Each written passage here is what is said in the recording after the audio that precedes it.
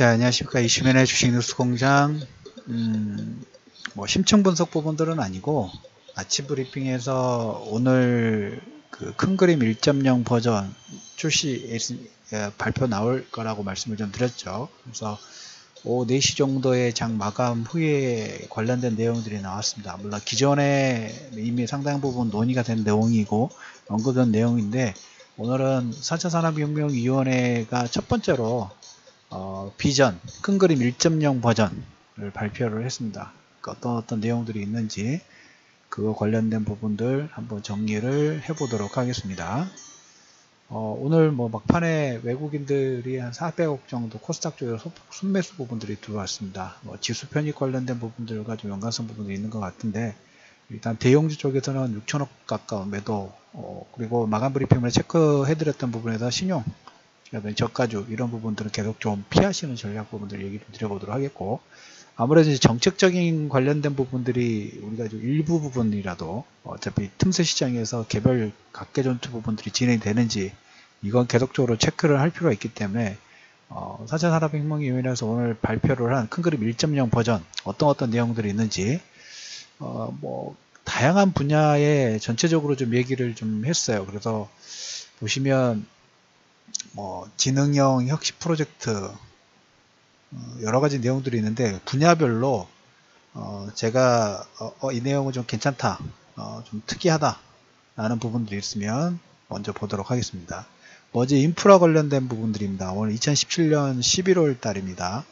5G가 이제 내년 평창에서 시범 테스트 부분들을 하는데, 그거 시범 테스트 하고 한 1년 정도 구간 내에 상용화를 준비를 할 것 같아요. 그래서 지금 산업혁명위원회에서 1차적으로 본 것은 2019년 3월 달까지 상용화 관련된 부분, 여기는 이 상용화 관련된 부분들이니까 그 부품 장비 라인에 내년 정도에 계속적인 관심권을 좀 두실 필요가 있겠죠. 이것은 정부 정책으로 나오는 부분들이니까.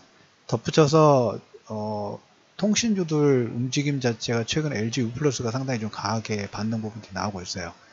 다른 KT도 마찬가지, SK텔레콤도 있는데, 통신주들에서 캐릭터를 생각해 본다면 LG U+ 같은 경우는 IoT망, IoT 스마트 홈, 여기에 상당히 그 매출 점유율을 빠르게 올리고 있는 부분들이 있고, KT는 부동산 관련된 부분들을 좀 빨리 진행을 하고 있습니다. 그리고 LG U+가 최근에 LTE 드론, LTE망을 통해 가지고 드론 원격 조정 관련된 부분들을 선보이고 했죠. 그래서 그쪽에서는 상당히 좀 기술적 부분들을 좀 가지고 있다라는 얘기를 드려보도록 하겠습니다. 그래서 5G의 망은 2019년 3월까지 상용화 부분들을 좀 결정을 좀 했고, 2022년 정도까지 한 3, 4년 정도, 이제 한 5년 정도죠. 군 경계 근무를 로봇이 하는 방향으로 국방 무인 시스템 도입 부분들을 좀 할 걸로 좀 예상을 좀 하고 있습니다. 그렇게 보시고, 자율주행차, 자율운항 선박, 자율주행 드론, 이게 스마트 이동체 관련된 선도국가를 도약하기 위해서 2020년도까지 고속도로 준 자율차 상용화, 이건 좀 늦었어요. 많이 좀 늦었어요. 구글이라든지 워낙 바이두라든지 중국 업체도 상당히 빠르게 올라오기 때문에, 그럼에도 불구하고 2020년도까지 이제 조금 좀 급했죠.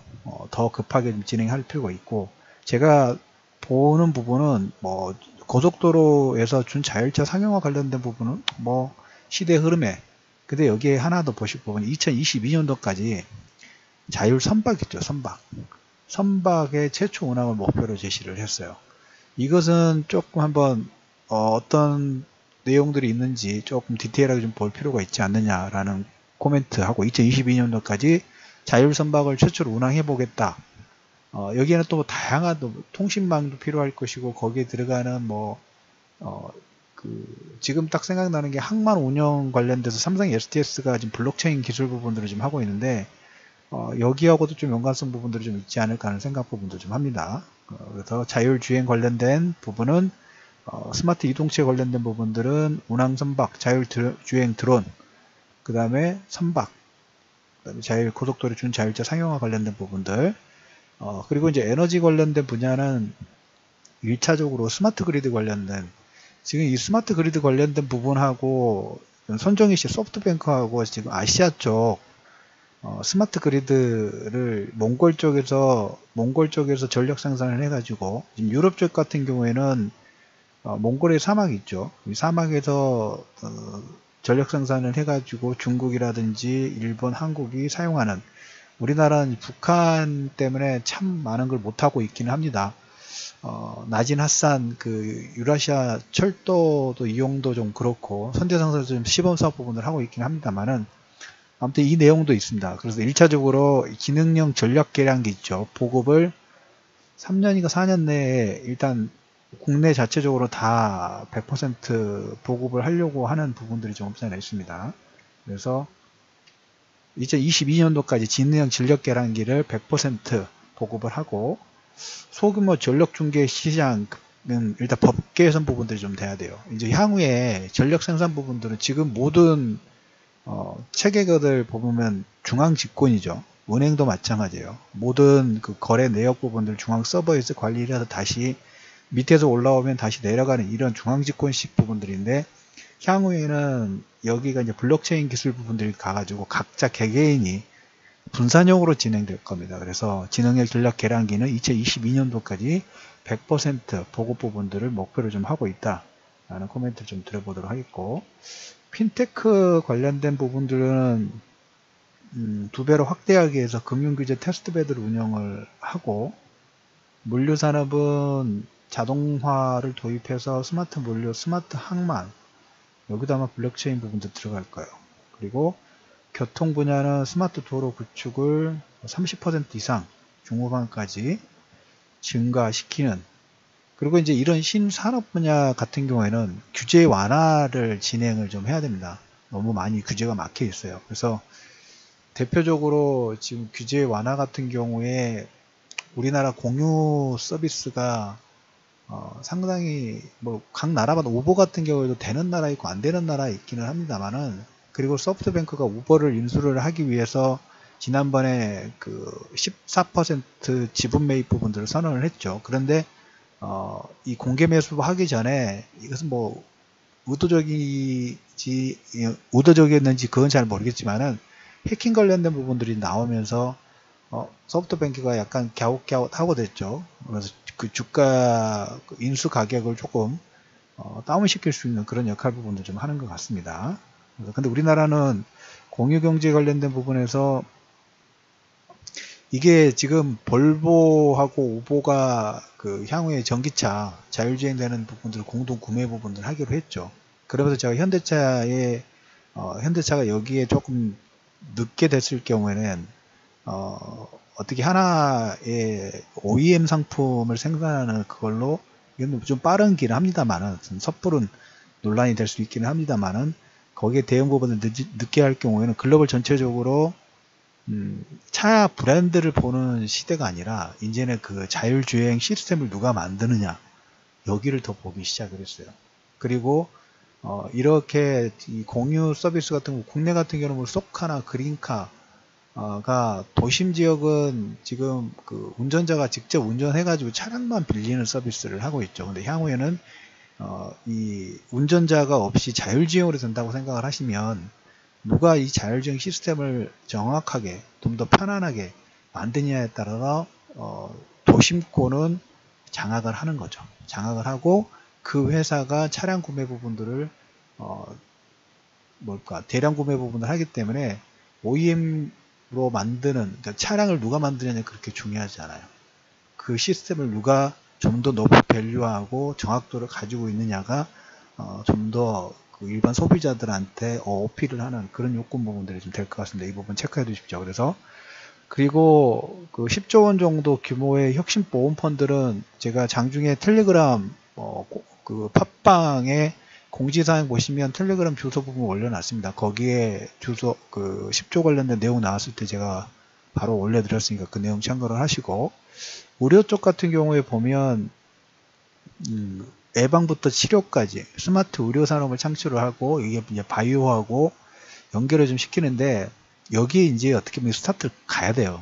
여기에서 보면 우리가 이제 진료 정보 있죠. 진료 정보 같은 경우에 클라우드에 올려놓고, 예를 들자면 진료 정보를 이제 움직일 때마다 가지고 갈 수 없으니까 지금 시스템도 그렇죠. 그걸 뭐 별도로 요청해가지고 받아서 이제 드려야 되는데 이 시범 사업 수준이 진료 정보 전자 교류 시에 저 건강보험 수가를 반영을 추진하는 거예요. 이제 온라인상을 데이터화 부분들을 진행하는 거예요. 그리고 개인 맞춤형 전밀 진단. 이것은 어떻게 보면 몇몇 종목군들이 움직인 부분들이 이미 나오기는 시작했어요. 우리가 이제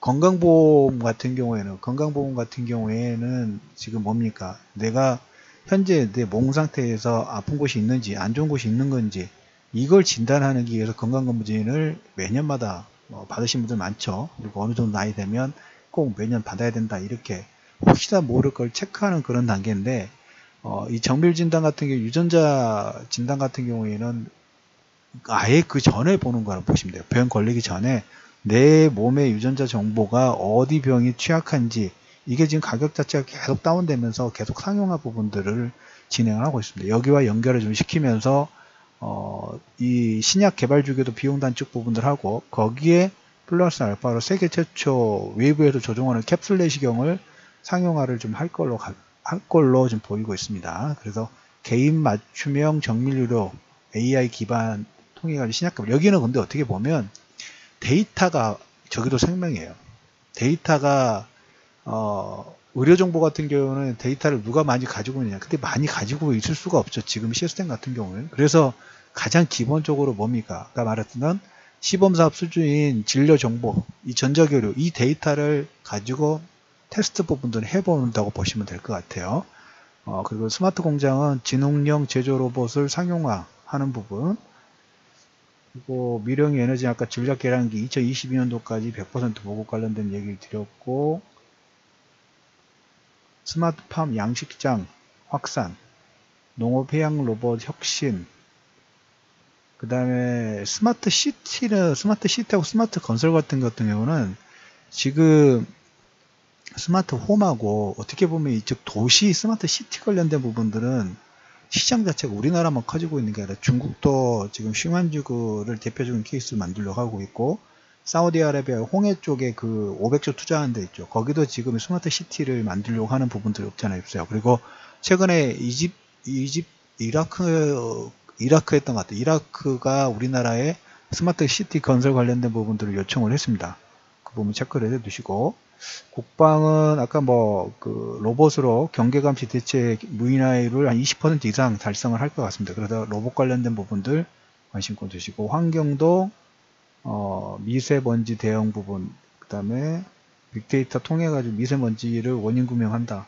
이건 별로 중요한 건 아닌 것 같아요. 그래서 오늘 1차적으로 1.0 버전이 나왔습니다. 그래서 내일 이제 이쪽 관련된 내용 부분들에 종목군들이 반응을 하는지 한번 좀 보실 필요가 있다는 얘기를 좀 들어보도록 하겠고, 마지막으로 보시면 이제 그 종목군에서 1.0 버전에서 이제 일단 5G가 2019년 3월 상용화 결정이 났고, 혁신 모어펀드 10조, 그 다음에 자율 선박 최초 문항, 그 다음 스마트 그리드 100% 일단 보급하기로 했다는 2022년도까지, 그 다음에 정밀진단, 인공지능 개인 맞춤 정밀진단 치료 구형 관련된 부분들이 1.0 버전에서 이제 가시화 되는 거죠. 이제 이 내용을 가지고 규제 부분들을 풀고 더 큰 그림, 자본 규제 관련된 부분들이 12월 달 자본혁신 방안에 포함될 걸로 예상을 하고 있습니다. 그래서 오늘 오후장 장 마감 4시 이후에 이제 이런 관련된 내용들이 있으니까 이 내용 한번 이슈를 분석을 좀 해드렸습니다. 그래서 내일 이 종목군들, 연관성 있는 부분들의 종목군들이 반응하는지를 한번 관심권을 두시면서 금일 이슈맨의 주식 뉴스 공장 4차 산업혁명용의 큰 그림 1.0 버전 어떤 내용들이 있는가 한번 정리를 해드리면서 마무리하도록 하겠습니다.